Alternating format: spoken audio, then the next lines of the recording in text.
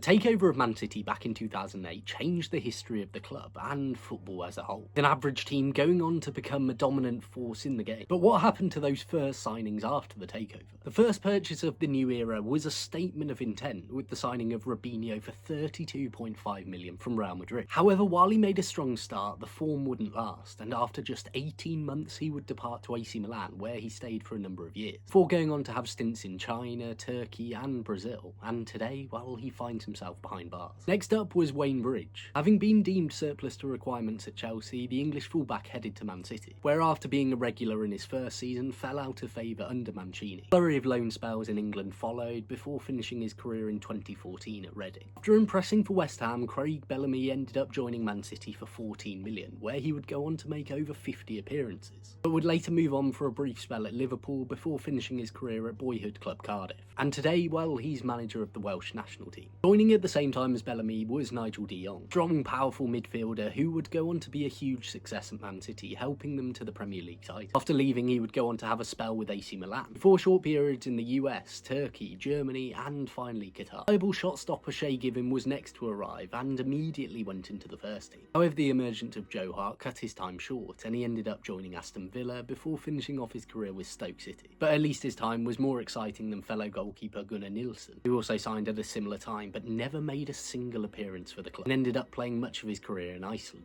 First summer signing, however, was Gareth Barry, a player who eventually made the most appearances in Premier League history, but was perhaps overshadowed by the stars that followed him, and was nevertheless a reliable performer over a number of years before continuing that at Everton and then West Brom.